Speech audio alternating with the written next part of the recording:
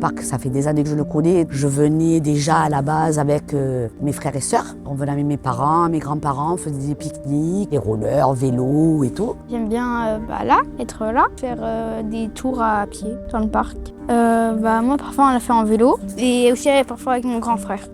Quand tu seras plus grand, je pense que tu viendras avec tes enfants, tes petits-enfants, voilà, de génération en génération.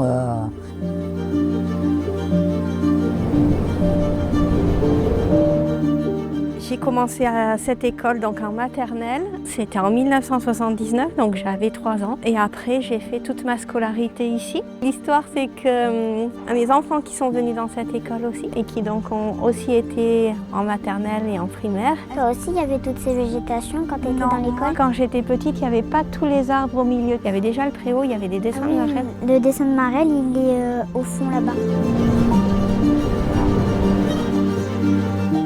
Avant la médiathèque, on avait un quartier des Pins. C'était un quartier qui était quand même enclavé, tout renfermé sur lui-même. Et après, il y a eu une rénovation. On a eu la chance d'avoir la médiathèque en plein milieu du quartier des Pins. Et au final, c'est pas pareil. C'est pas ce qu'on pensait du quartier des Pins. La médiathèque, pour moi, c'est un grand espace pour se détendre. De détente, exactement. On nous a mis le savoir en plein milieu de notre quartier. C'est un lieu apaisant.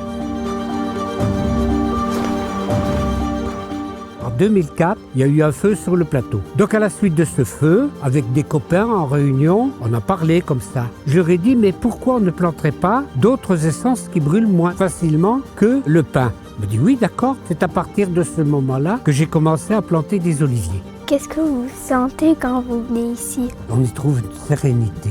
L'olivier centenaire, t'as vu que de loin, on dirait un cœur. Alors, je te racontais que quand j'étais jeune, je venais au vieux village pour danser. Il y avait une boîte de nuit Oh, j'aime bien. qui s'appelait La Chaumière.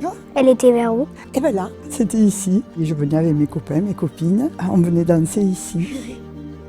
Et qu'est-ce que vous aimez en particulier, surtout au vieux village? Les petites rues, l'atmosphère d'un petit village provençal. L'architecture me plaît, parce que ça tourne un peu en rond.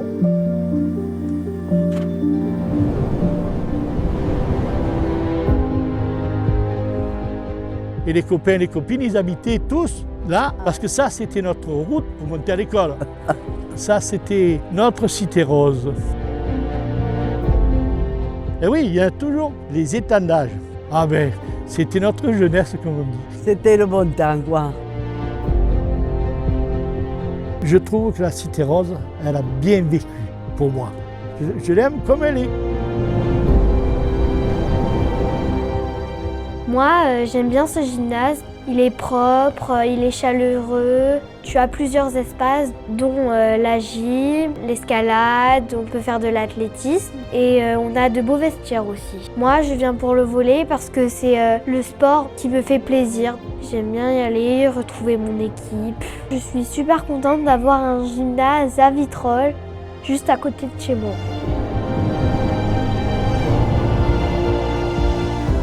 Quand j'étais tout petit, il y a 80 ans, il n'y avait pas toutes ces constructions. Les marais salants, ils allaient depuis l'aéroport jusqu'ici. Il y a une époque, l'eau avait baissé, du coup on voyait les carrés où ils ramassaient le sel. Voilà, il y a des oiseaux qui sont venus, qui se sont installés, qui se sont dit « mais finalement on est bien ici ». Alors il y a des cygnes, il y a des flamants roses et maintenant il paraît même qu'il y a des cigognes. On peut se baigner maintenant. Oui, il y a même la plage des Marais. Alors c'est là que j'ai appris à nager.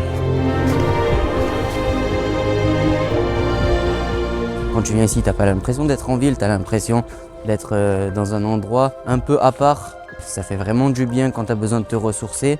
Moi, je trouve que ce lac, il est vraiment magnifique. Un endroit où je peux me détendre ou lire un livre. Moi, quand j'étais petit, par exemple, cette aire de jeu derrière, elle n'existait pas.